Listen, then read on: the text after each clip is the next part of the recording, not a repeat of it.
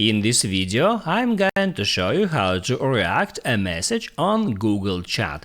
That is quite simple and easy to do, so let's begin. And first, open up Chat application and then let's get into some conversation.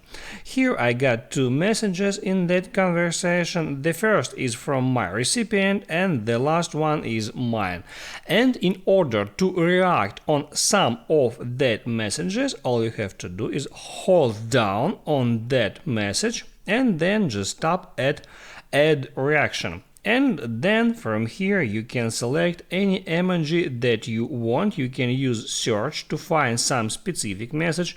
Let's say I want to find heart